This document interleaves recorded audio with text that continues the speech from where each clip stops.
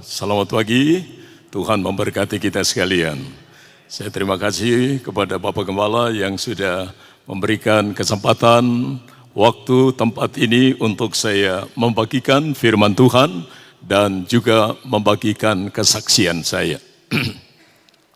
Saudaraku, ketika saya meninggalkan usia 70, memasuki 71, 72, 73, selama 3 tahun berturut-turut itu saya dihadapkan dengan satu pergumulan. Pada tahun 71, saya mendapat tugas pelayanan di Sulawesi Utara, penginjilan selama lebih kurang 3 bulan. Jadi saya harus menyusuri dari Sulawesi Utara, Sulawesi Tengah, dan Sulawesi Selatan untuk 3 bulan. Dan itu sudah diatur begitu rupa, sehari ada yang 2 kali, ada yang 3 kali, minimal 1 kali. Saudaraku, dan baru di Sulawesi Utara berjalan kurang lebih 3 minggu, 21 hari, tiba-tiba saya mengalami sesuatu. Kaki saya yang sebelah kiri kok ada sesuatu yang lain begitu. Saudara, pada akhir tahun 70, Natal itu saya dapat hadiah Natal dari kaum muda, sebuah sepatu, karena tiap pagi saya biasa olahraga jalan kaki. Ya, muteri stadion 10 kali. 1 kali putaran itu 1000 meter. Jadi 10 kali berarti 10.000 meter atau 10 kilometer. Itu tiap hari. Dari hari Senin sampai hari Jumat. Saudara, dan dengan itu saya boleh menjaga kondisi. Kaum muda rupanya tahu apa yang saya kerjakan. Mereka kasih hadiah sepatu olahraga yang mereknya boleh dah. Dan sepatu itu saya pakai untuk pelayanan, perjalanan ke berbagai tempat. Dan waktu itu saya pakai untuk ke Sulawesi Utara. Baru 3 minggu, saudaraku, kaki saya seperti ada sesuatu. Setelah saya lepas, rupanya jempol kaki kiri itu terluka, seperti dirobek.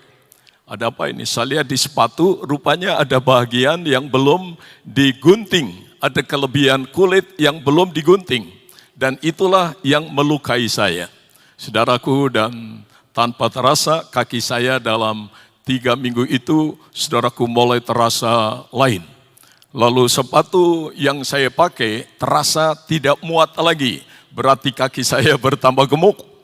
Saudara, dan akhirnya saya serahkan sisa pelayanan 2 bulan lebih kepada tim penginjilan di Sulawesi Utara, Sulawesi Tengah, dan Sulawesi Selatan.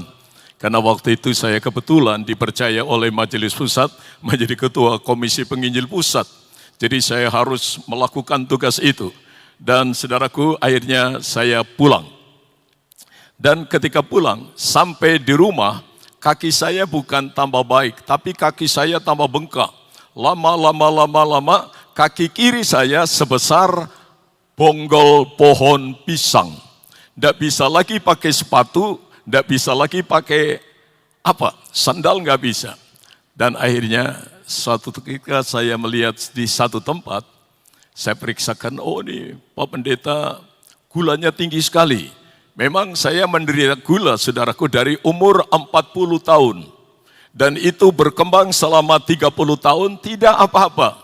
Tapi ketika meninggalkan 70 tahun, mulai masalah datang. Jadi hati-hati bapak-bapak, ibu-ibu yang ngancik 70, mulai tinggalkan 70, minta pertolongan Tuhan supaya dikuatkan. Ya, puji Tuhan.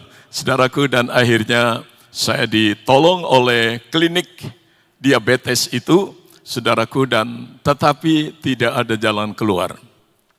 Kemudian saya ke Elizabeth, dan kesimpulannya adalah Dr. Benny, ahli bedah di Elizabeth, mengatakan Pak Yeremia harus diamputasi.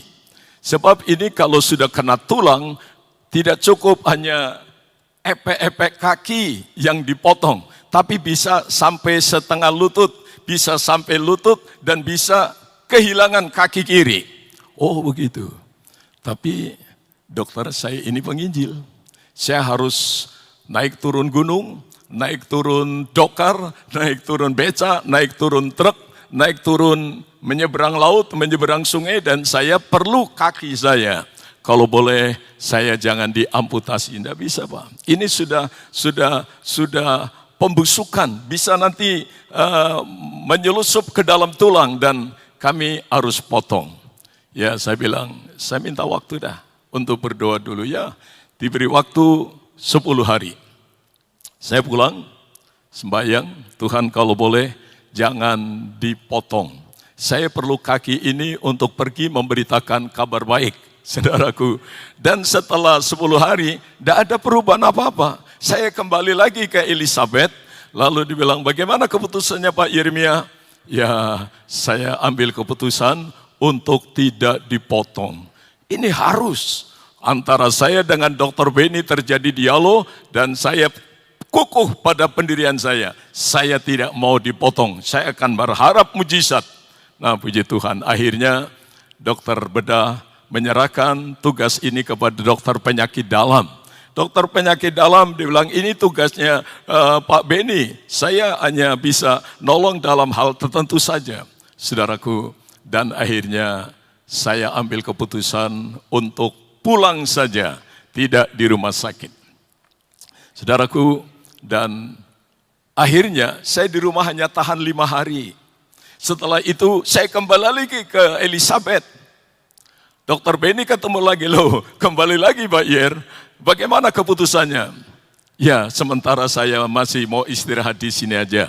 Tolonglah dokter kasih apa yang menjadi kemampuan dokter kepada saya. Dan saya juga punya kemampuan untuk berdoa kepada Tuhan. Tolonglah, ora et labora. Saya berdoa, dokter punya usaha bagaimana. Tapi saya minta jangan dipotong. Waduh, dokter Benediktus bilang, waduh kami tidak bisa bayar. Solusi satu-satunya dipotong. Nah, saudaraku, anak saya laki-laki, dia masukkan ke Facebooknya apa yang direncanakan oleh dokter untuk saya. Bahwa saya punya kaki harus diamputasi. Dan di Facebook itu langsung dibaca seluruh Indonesia. Anggota penginjilan kami ada 416 penginjil, pendeta dari berbagai lapisan, dari bawah sampai di atas. Dan begitu mereka dengar saya harus diamputasi, saya bersyukur, Tuhan terima kasih. Mereka berdoa buat saya. 416 penginjil berdoa nyatakan mujizat. Dan saya juga berterima kasih buat hamba-hamba Tuhan di Jawa Tengah. Semuanya mendoakan saya. Saya bersyukur kepada Tuhan. Nah saudaraku, dan ketika berita itu dibaca oleh teman saya dari Probolinggo, Pendeta Ayeng, dia seorang pengusaha dan dia juga seorang penginjil. Begitu membaca saya akan diamputasi, langsung lari dia. Karena dia bukan saja sahabat, tapi dia lebih daripada sahabat, menjadi saudara saya. Dia berangkat jam 3 pagi, terus lari ke Semarang, sampai di Semarang jam 6:30, 3 jam setengah Probolinggo Semarang, kebut. Supaya bisa mengejar saya, supaya jangan diamputasi. Nah saudaraku, dan kemudian masuk ke ruangan saya, dan dia kemudian, ayo kita berdoa, Pak Yer jangan diamputasi, ada mujizat, kuasa Allah masih ada. Lalu kami menyanyi, dan di ruangan saya ada kurang lebih 3 atau 4 dokter menunggu saya, diskusi dengan saya. Dan ketika kami berdoa, oh saudaraku, saya rasa hadirat Tuhan turun. Urapan turun, saya hancur hati. Saya nangis, Tuhan, kemurahan-Mu. Dan dokter-dokter itu adalah dokter Katolik semuanya. Mereka melihat, oh orang Pantai Kosta, pendeta Pantai Kosta kalau doa begitu ya. Dan mereka sendiri rasakan hadirat Tuhan. Mereka ikut nangis karena hadirat Tuhan hadir. Saudaraku, hanya 5 menit.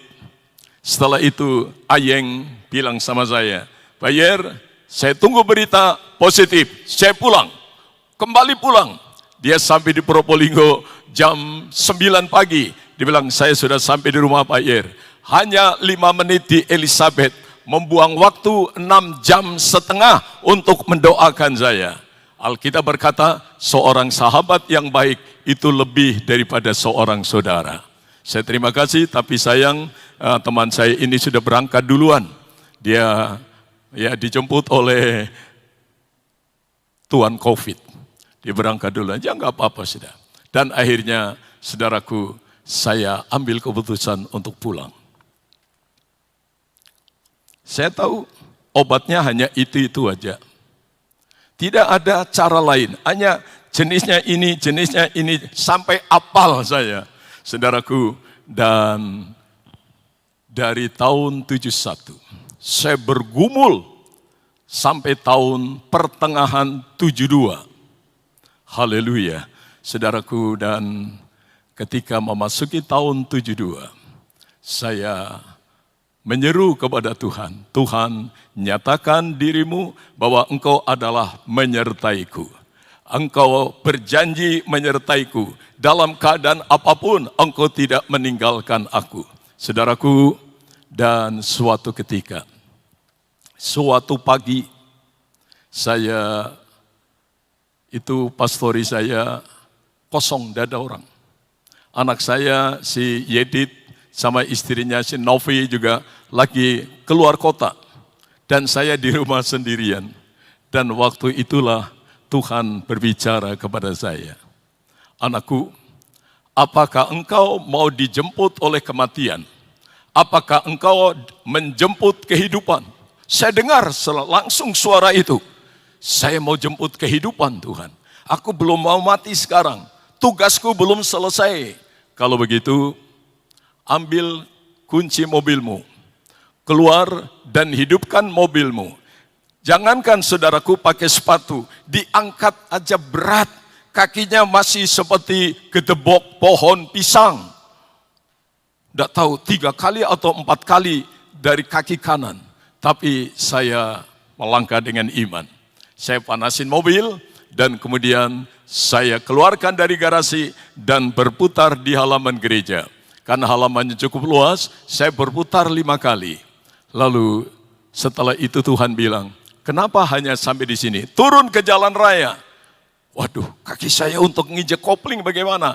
Turun ke jalan raya. Akhirnya saya buka pintu gerbang, turun ke jalan. Kemana Tuhan? Ke kanan, ke arah Semarang.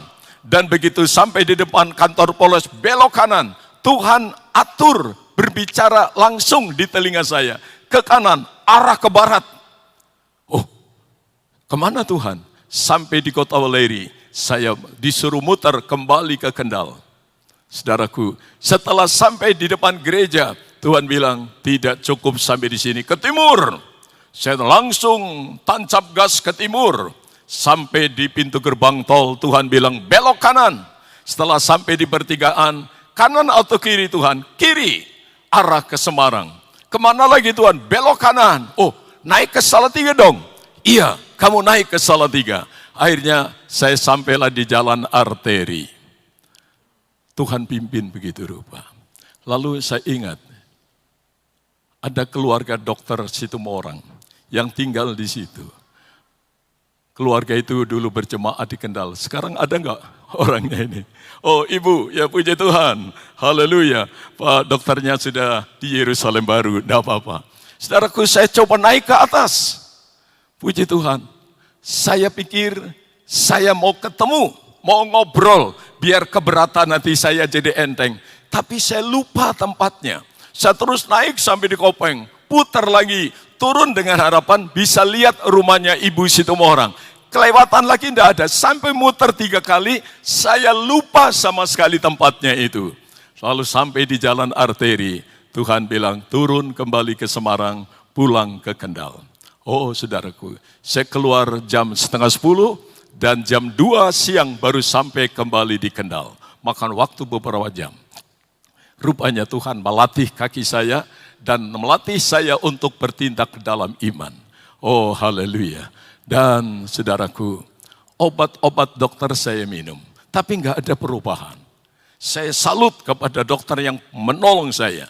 Saya banyak sahabat, teman-teman dokter dia, ada satu dokter yang tiap hari masuk kamar saya, duduk di tempat tidur saya untuk ngobrol. Bukan ngobrol obat, tapi ngobrol kuasa iman. Dr. Yoktantinus Kawihidu berasal dari Waingapu dan dia praktek di Semarang. Hampir tiap hari, ya saudaraku, kalau enggak siang ya sore dia mesti ke kamar saya. Oh puji Tuhan, dia hanya berdoa, nyatakan mujizat, nyatakan mujizat, nyatakan mujizat. Saudaraku, dan akhirnya menjelang 1,5 tahun, saya lihat kaki saya yang seperti bonggol pohon pisang, lama-lama mengecil, lama-lama mengecil, lama-lama mengecil. Dan akhirnya normal kembali. Dan luka habis operasi, lenyap, rapat, sembuh. Dan sekarang saya pakai sepatu. Haleluya. Dan ketika saya sembuh, ada teman, dia seorang pengusaha konstruksi. Dengar saya sembuh, dia bilang, aduh Pak Yer, saya bahagia sekali. Pak Yer sembuh dan kami baru melihat mujizat. Selama saya jadi Kristen, baru kali ini saya melihat mujizat di depan mata saya. Lalu dia bilang, Pak Yer sepatunya nomor berapa? Kemarin dulu sih 41, sekarang kata dokter suruh pakai 42. Saudaraku, lalu 2-3 hari lagi dia bilang, dia bawa sepatu. Ini Pak Yer, saya kasih hadiah sepatu untuk pelayanan. Oh puji Tuhan. Saya bilang, sepatu apa itu? Ya, sepatu rahasia. Kalau di Indonesia diomongkan, tidak laku nanti. Kan ini sepatu kulit bukan kulit sapi, kulit babi. Saya pakai saudaraku, kemanapun saya pergi sampai hari ini. Inilah mujizat yang pertama yang saya alami ketika saya meninggalkan umur 70. Oh puji Tuhan. Dan saudaraku, saya berjanji kepada Tuhan, Tuhan, Engkau sembuhkan saya akan berkeliling kemanapun untuk bersaksi tentang kuasa Tuhan. Pada saat yang sama, ada teman penginjil dari Kalimantan Timur. Dia bekas anggota militer, pangkatnya kolonel. Dan saudaraku, dia bilang, Om Yer, dia anggota penginjilan saya. Kaki kanannya sudah dipotong, ketika datang ke pertemuan-pertemuan dia pakai tongkat. Lalu ketika satu saat istrinya telepon, Om Yer, si papinya anak-anak masuk rumah sakit lagi. Mau apa? Mau diamputasi sebelah kiri. Loh, katanya mau taruhan iman. Enggak, dia enggak tahan katanya. Akhirnya kaki kirinya juga diamputasi.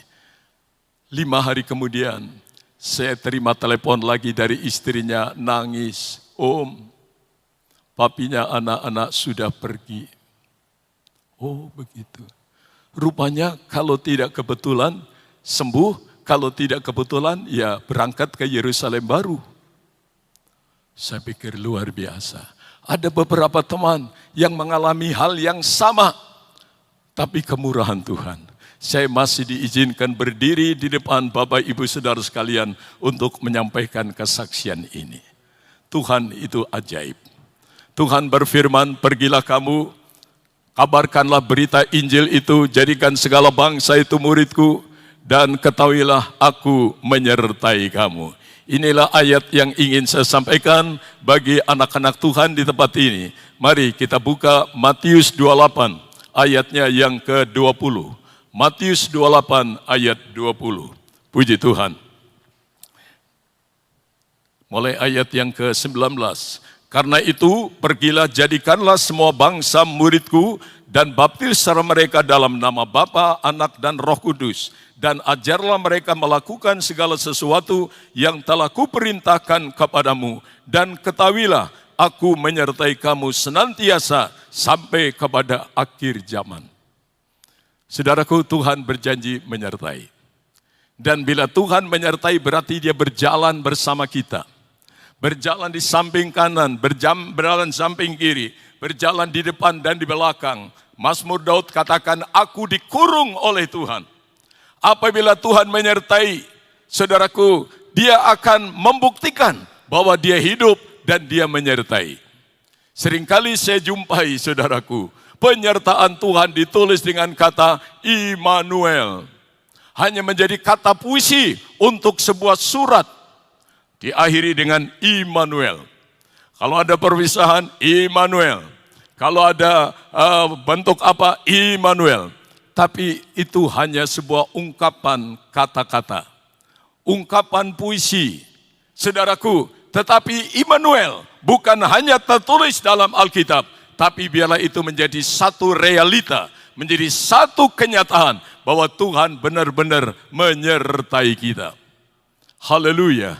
Kita banyak orang Kristen, saudaraku, yang Tuhan menyertai, hanya Tuhan kiranya menyertai. Tapi pengalaman penyertaan Tuhan tidak dirasakan, tidak dibuktikan.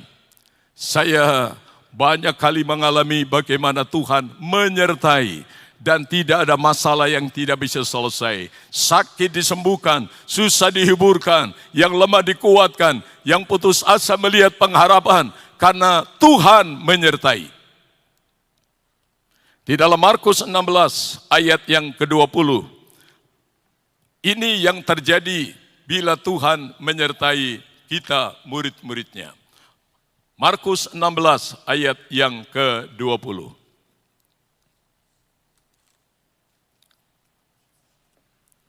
Mereka pun pergilah memberitakan Injil ke segala penjuru, dan Tuhan turut bekerja dan meneguhkan firman itu dengan tanda-tanda yang menyertainya. Murid-murid yang diutus pergi ke segala penjuru, pergi. Tapi Tuhan tidak biarkan mereka jalan sendiri. Tuhan turut bekerja menyertai mereka dan meneguhkan pelayanan mereka dengan tanda-tanda ajaib. Orang sakit sembuh, yang lumpuh berjalan, yang buta melihat, yang tuli mendengar, dan banyak mujizat terjadi dalam pelayanan murid-murid karena Tuhan menyertai mereka. Dan Tuhan bukan hanya menyertai, tapi Dia turut bekerja dan meneguhkan pelayanan murid-murid dengan tanda-tanda heran, tanda-tanda ajaib. Ini bukan sekedar satu janji kosong, Bapak Ibu. Ini bukan sekedar omong kosong, tapi firman Allah adalah hidup. Dan ini benar-benar saya rasakan sepanjang pelayanan kepada Tuhan dalam penginjilan. Saya dipanggil oleh Majelis Pusat, terjun dalam penginjilan ketika saya berusia 24 tahun. Sejak itu, Bapak Mande panggil saya, Yeremia, kamu di penginjilan. Dan Pak Mande waktu itu bilang, Yeremia, kamu jadi penginjil full saja. Tinggalkan pelayanan yang lain, jadi penginjil. Nanti urusan hidupmu, kalau kamu berkeluarga dan sebagainya, itu tanggungan Majelis Pusat. Saya bilang, aduh terima kasih banyak Om. Waktu itu Pak Mande masih sekjen, sekretaris jenderal KBDI. Terima kasih. Sebab kemana saya pergi, selalu ditanya, penggembalaannya di mana? Jadi rupanya KBDI lebih mengunggulkan pelayanan penggembalaan daripada pelayanan yang lain. Saya bilang, ya biarpun kecil-kecil, saya biarlah memegang jemaat untuk pos pelayanan saya, untuk penggembalaan saya. Akhirnya Pak Mande bilang, ya sudah, kalau itu menjadi keputusanmu, tapi kamu jangan meninggalkan pelayanan penginjilan. Sampai hari ini, saya masih ada di ladang penginjilan. Saya berterima kasih kepada Tuhan, karena dalam pelayanan itu, saya merasakan penyertaan Tuhan. Tuhan menyertai dan Tuhan meneguhkan pelayanan kami dengan tanda-tanda ajaib, tanda heran, mujizat. Jadi saudaraku, penyertaan Tuhan itulah yang membuat orang percaya, membuat murid-murid, membuat hamba-hamba Tuhan, membuat banyak orang Kristen yang disertai Tuhan. Mereka boleh melihat langsung bahwa Tuhan hadir menyertai. Dan bila Tuhan hadir menyertai, Dia akan nyatakan kuasanya yang luar biasa. Kita akan melihat dua contoh saja dari orang yang disertai Tuhan. Pertama kita buka dalam Kejadian 39. Kejadian 39. Saudaraku, kita baca tentang Yusuf. Dia berhasil karena Tuhan menyertai dia. Kejadian 39, ayatnya yang kedua.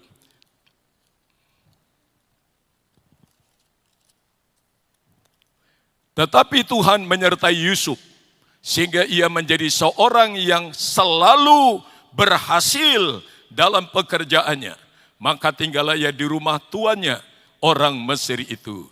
Setelah dilihat oleh tuannya bahwa Yusuf disertai Tuhan dan bahwa Tuhan membuat berhasil segala sesuatu yang dikerjakannya, maka dan seterusnya. Yusuf berhasil. Dia mendapat visi dari Tuhan ketika masih muda, umur 17 tahun. Tuhan memberikan dia mimpi-mimpi yang indah. Dan mimpi itu menjadi impiannya yang menjamin janji masa depannya. Saudaraku, kita kenal siapa Yusuf. Di keluarganya, saudara-saudaranya banyak tidak setuju dengan dia. Karena dianggap sebagai tukang mimpi. Lalu dia dibuang ke dalam sumur yang gelap. Tapi tidak cukup itu. Daripada nanti dia mati kelaparan, dijual sebagai budak ke Mesir. Dan ketika di Mesir, di pasar budak, dia dibeli oleh Menteri Pertahanan Kerajaan Mesir, namanya Jenderal Potifar. Lalu dipanggil, bekerja di rumahnya.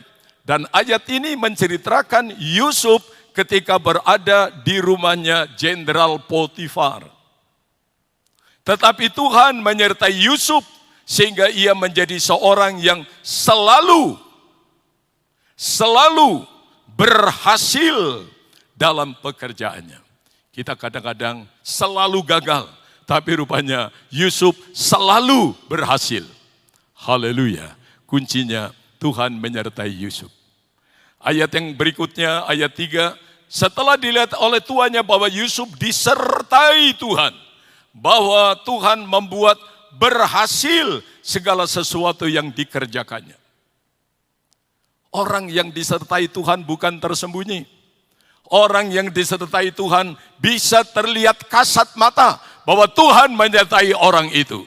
Tuhan menyertai ibu itu. Tuhan menyertai bapak itu. Tuhan menyertai pendeta itu. Tuhan menyertai penginjil itu. Kelihatan kasat mata. Jadi pernyataan Tuhan, penyertaan Tuhan, saudaraku, bukan sebuah ucapan kosong, tapi bisa dilihat oleh orang lain. Potifar melihat Yusuf disertai Tuhan dengan mengerjakan segala sesuatu berhasil dengan baik. Kunci keberhasilan adalah penyertaan Tuhan. Dan bila Tuhan menyertai kita, orang akan melihat, oh, dia disertai Tuhan. Itu sebabnya banyak hamba Tuhan yang disertai Tuhan, dia dikerubuti orang. Didatangi orang dari segala penjuru. Tidak ada pintu yang tertutup, pintu terbuka untuk dia. Dari kota ke desa-desa gunung lembah, di pulau-pulau, saudaraku, terbuka untuk hamba Tuhan itu. Karena dia datang bersama Tuhan, dan kalau datang bersama Tuhan, semuanya diberesin oleh Tuhan. Puji Tuhan. Jadi kita perlu penyertaan Tuhan, saudara. Dunia ini tambah hendak karuan. Ya, COVID baru hilang, baru mereda. Ya, akhirnya masyarakat Indonesia diharuskan pakai lot. Lot artinya penudung. Kita pakai itu. Saya ada di mobil tapi lupa saya pakai. Sehingga ya sudah begini aja. Saudaraku, penyertaan Tuhan menyertai Yusuf dan Yusuf berhasil. Kalau ada anak-anak muda baru 17 tahun seperti Yusuf, 18, 20 atau 22, 23, kalau engkau disertai Tuhan, engkau akan berhasil dalam pendidikanmu. Engkau akan berhasil dalam pelayananmu. Di dalam Alkitab katakan, rahasia untuk berhasil adalah hikmat. Kalau Tuhan menyertai kita, dia berikan hikmat. Saya ketemu dengan banyak orang muda yang mereka kemudian diberikan hikmat kepada Tuhan. Latar belakangnya bayar kuliah saja, tidak bisa. Bayar sekolah aja telat-telat. Tetapi dia disertai Tuhan. semuanya diatasi oleh Tuhan. Dan dia lulus dengan predikat cum laude. Telat sehari, telat 2 hari, dia disertai Tuhan. Oh, saudaraku, IP-nya tinggi, nilainya tinggi. Walaupun dia telat, akhirnya sekolah menghargai dia dengan lulus secara cum laude. Haleluya. Di Kendal pernah ada kepala penjara di sana, putranya tamatan Erlangga, Surabaya. Dia ngambil bidang teknik. Dan suatu ketika, Departemen PU, saudaraku, membutuhkan hanya 1 orang untuk tugas tertentu di Departemen PU. Lalu putranya Pak Kepala Penjara ini datang ke pastori dengan bapak ibunya, Om tolong doakan, saya mau ngikuti tes supaya saya bisa masuk di Departemen PU. Dibutuhkan 1 orang. Lalu tesnya bukan di Jakarta, di Ambon. Dia kirim WA sama saya, waduh Om Yer, 6.000 orang yang mendaftarkan. Yang dibutuhkan hanya 1 orang. Saya bilang, kamu yakin gak Tuhan menyertaimu? Saya yakin, saya doakan dari jauh, kamu berhasil, Tuhan menyertaimu. Dari 6.000 peserta yang hadir, 1 saja yang berhasil, yaitu putranya kepala penjara di Kendal. Oh, dengan hasil yang sangat memuaskan. Teman-temannya pada tanya, kamu bayar berapa? Kamu kasih pelicin berapa? Sebab rupanya seperti itu sudah menjadi budaya. Ya, ada keponakan saya dari Porong, Jawa Timur. Saudaraku, dia mau daftarkan diri jadi dokter di Gajah Mada, di Jogja. Tapi dia harus bayar 300 juta.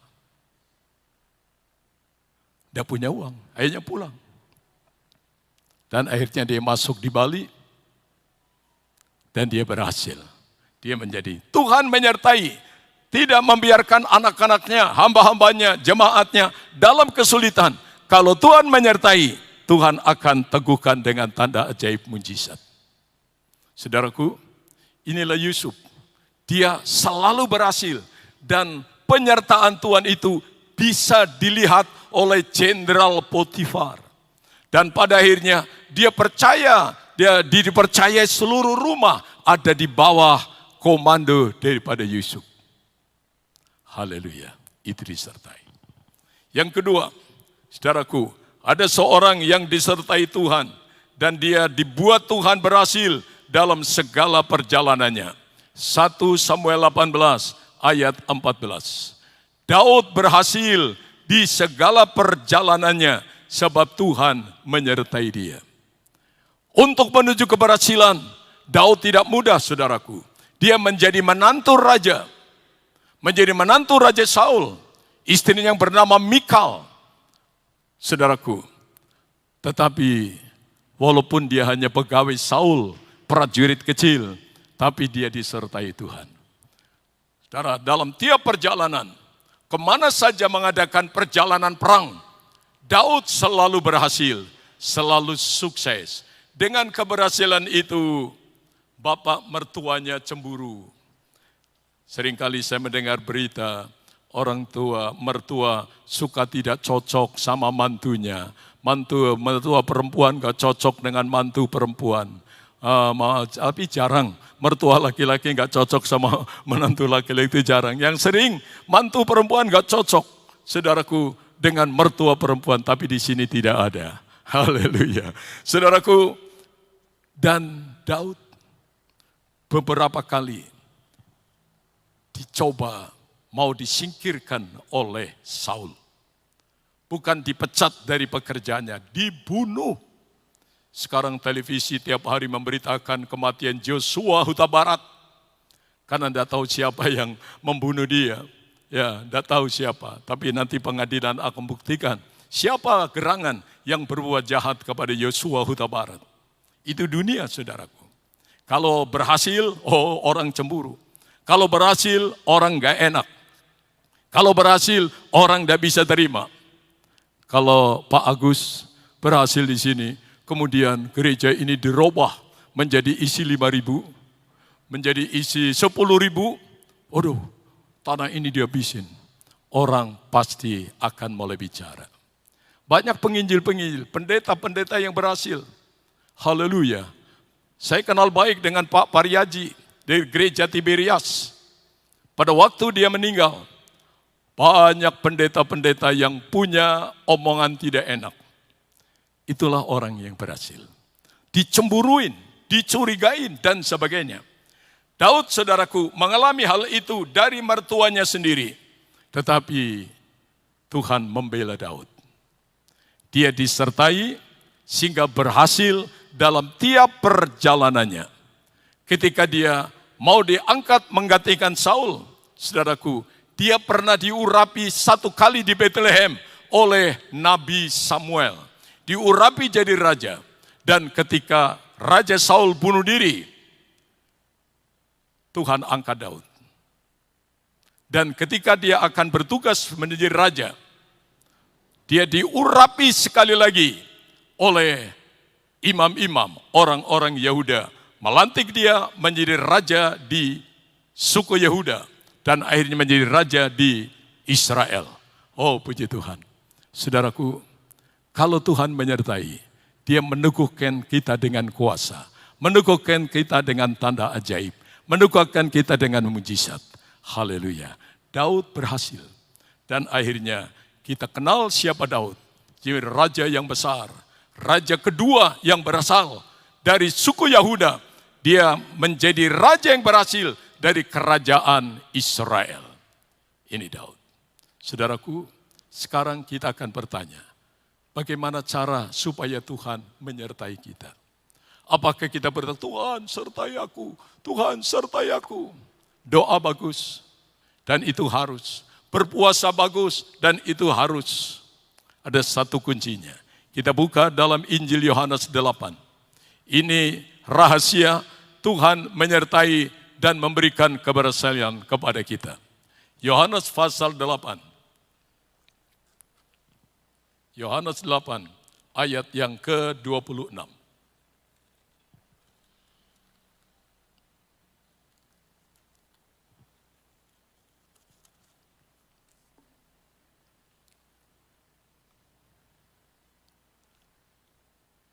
Injil Yohanes pasal 8.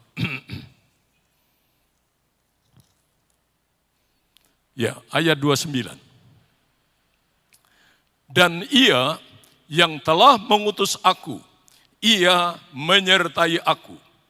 Ia tidak membiarkan aku sendiri, sebab aku senantiasa berbuat apa yang berkenan kepadanya. Ini kesaksian Yesus, Putra Allah yang tunggal. Selama pelayanannya di dunia, Yesus berhasil. Mati disalib, bangkit dari antara orang mati, dan dia hidup dalam kemuliaan. Saudaraku, Yesus seorang yang disertai oleh Bapanya. Mengapa? Dia kasih tahu begini, ia yang telah mengutus aku, ia menyertai aku. Ia tidak membiarkan aku sendiri, sebab aku senantiasa berbuat apa yang berkenan kepadanya. Rahasia penyertaan Tuhan adalah, mari kita berbuat apa yang berkenan di hadapan Tuhan. Apa yang berkenan di hadapan Tuhan. Hal dosa kejahatan, buang. Mari kita melakukan yang benar di hadapan Allah. Bila kita disertai Tuhan, Tuhan menjamin keberhasilan dalam hidup kita. Apapun profesi kita, apa kita pelayan Tuhan, apa kita sebagai apa, pengusaha, sebagai apa saja, Tuhan akan menyertai. Dan dia membuktikan penyertaannya, memberikan keberhasilan dalam hidup kita. Oh, haleluya, haleluya. Saya bersyukur kepada Tuhan, kalau diizinkan Tuhan melayani dia sampai hari ini. Satu hal yang menjadi keputusan saya, apapun yang terjadi, saya mau melakukan, mengerjakan apa yang berkenan di hadapan Tuhan. Saya mohon Tuhan menyertaiku. Yang saya saksikan tadi adalah yang pertama. Tuhan menyertaiku sehingga kakiku utuh, tidak jadi diamputasi. Dan ketika masuk umur 72, masuki 73, saudaraku, saya hari Jumat pada waktu itu ke Jakarta. Saya pilih naik kereta saja sambil santai. Saya pimpin rapat penginjilan di Jakarta selama hari Jumat malam, Sabtu, kalau Minggu pelayanan, kemudian Senin sepanjang hari. Memprogram membuat suatu pelayanan penginjilan berupa apa saja, radio dan sebagainya. Saudaraku, dan saya pulang naik kereta lagi. Dan ketika sampai di Semarang, saya sampai jam 1:30 malam. Dijemput anak saya pulang, tidur. Dan itu hari Senin, berarti Selasa. Nah, Selasa sampai Sabtu saya pelayanan di tengah-tengah jemaat. Dan pada hari Minggu melayani seperti ini.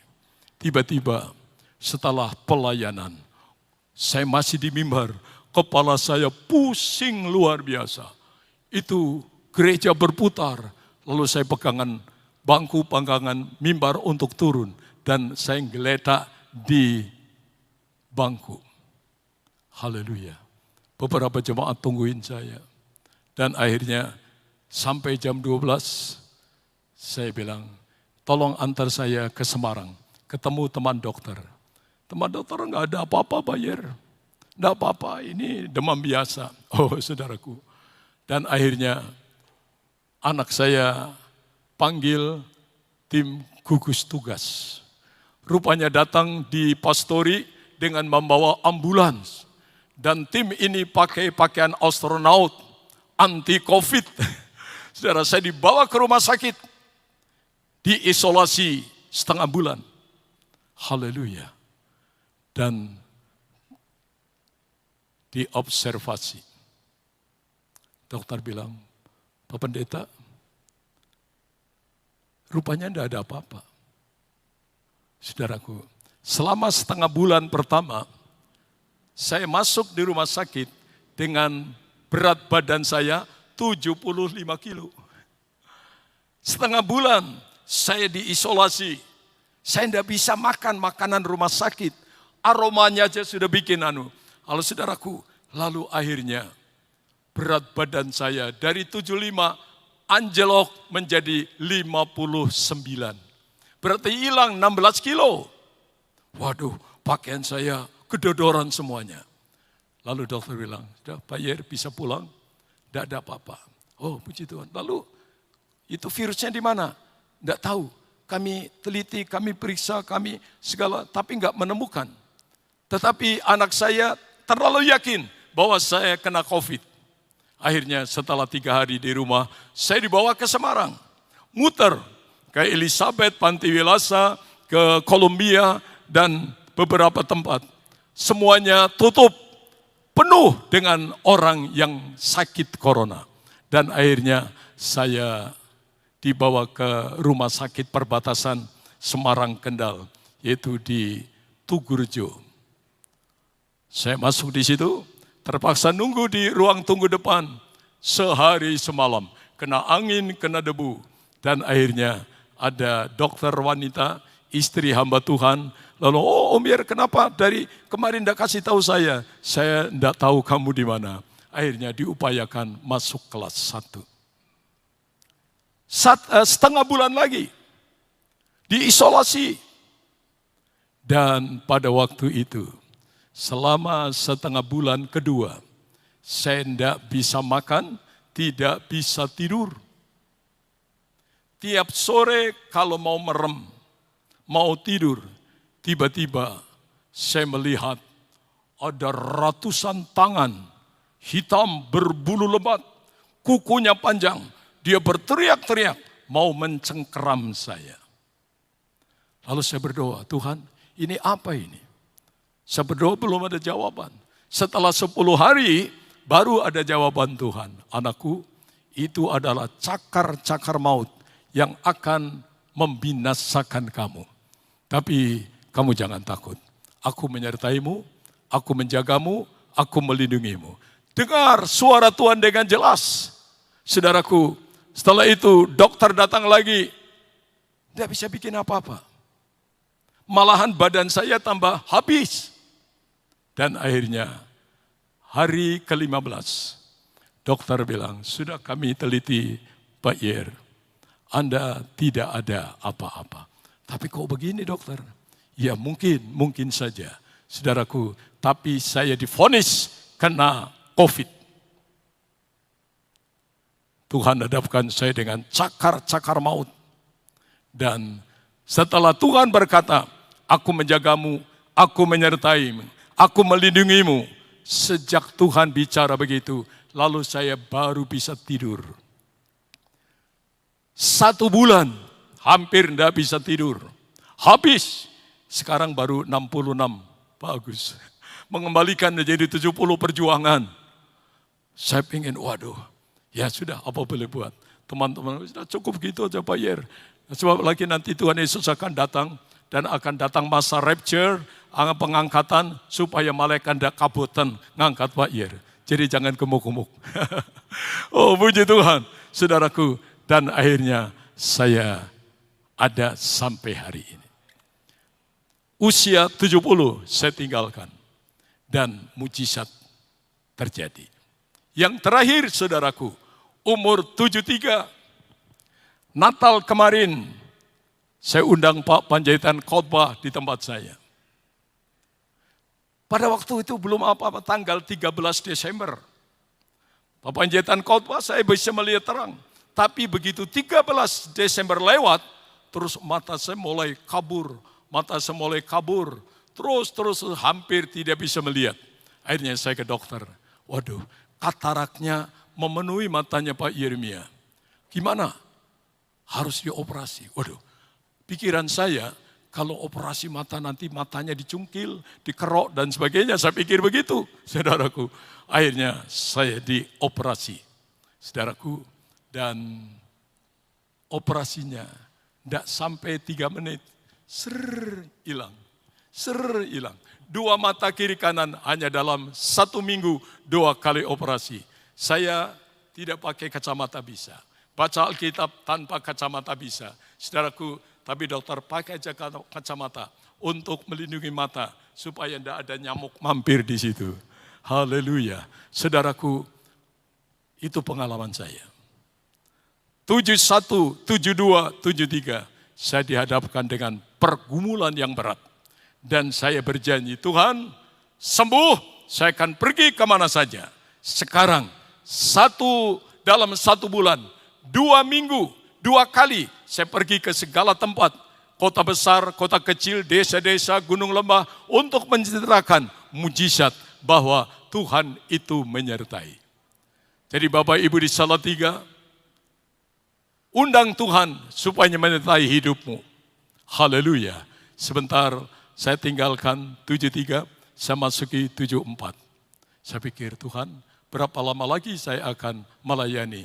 Udah pokoknya kerja saja. Saya disuruh kerja saja. Oh saudaraku, panggilan hidup saya 1 tahun. Dalam 1 tahun minimal 1 desa harus saya buka GPDI. Itu panggilan saya. Bila mungkin 2 gereja, bila mungkin 3 gereja dalam 1 tahun saya buka. Haleluya. Orang bilang, Pak Yer, sudah 70, sudah kelebihan. Jangan terlalu capek lagi. Jangan terlalu capek lagi. Oh justru, kalau orang lomba lari mendekati garis finish harus santai. Amin. Kalau lomba lari, siapa di sini guru olahraga? Siapa di sini mahasiswa olahraga? Kalau mendekati garis finish, jalannya lebih santai bukan? Tidak. Mendekati garis finish, kita harus tingkatkan, lipatkan tenaga kita untuk mencapai garis finish. Ya, Tuhan bilang 70. Saya dapat bonus. Saya tidak tahu berapa bonusnya untuk saya kepada Tuhan. Haleluya. Tapi saya mau menghabiskan misi, visi saya untuk penginjilan di Indonesia. Oh haleluya, Indonesia tinggal Aceh yang belum saya kunjungi. Waktu saya mau ke Aceh, terjadi tsunami yang besar dan saya akhirnya tidak pergi sampai hari ini. Puji Tuhan. Kalau saya penginjilan ke daerah-daerah, saya mesti minta nomor Kapolda setempat kepada komandan kepada Kapolres saya, Pak. Kalau Pangdam di Kapolda di sana siapa namanya? Ini bisa tolong nomor HP-nya dikasih. Oh, waktu saya mau ke Ambon, saya telepon Pak Kapolda, semodal. Aduh Pak Yer, jangan dulu. Ini masih ruwet pada waktu itu. Setelah aman, saya ditelepon. Sekarang Pak Pendeta silakan datang. Begitu turun di bandara, sudah dijemput mobil polisi. Sudah dijemput anggota polisi mengawal saya menuju gereja Pendeta Henry Lolain. Dan saya menginjil ditemani oleh 2-3 orang polisi. Mereka bukan orang percaya. Dalam penginjilan saya selalu kerjasama dengan Kapolda, dengan Pangdam, dan mereka adalah sahabat-sahabat saya. Dan mereka tolong saya, bantu saya, menyertai saya. Dan saya tahu itu diutus oleh Tuhan. Temani dia, jaga dia, sertai dia. Dan itu terjadi sampai hari ini. Itu sebabnya, mari saudaraku, tidak ada hidup seindah disertai Tuhan. Bila Tuhan menyertai kita, tidak ada masalah yang tidak bisa selesai. Tidak ada penyakit yang tidak bisa disembuhkan. Tuhan akan memberkati kita. Haleluya. Terima kasih Pak Agus. Waktu saya kembalikan. Ya,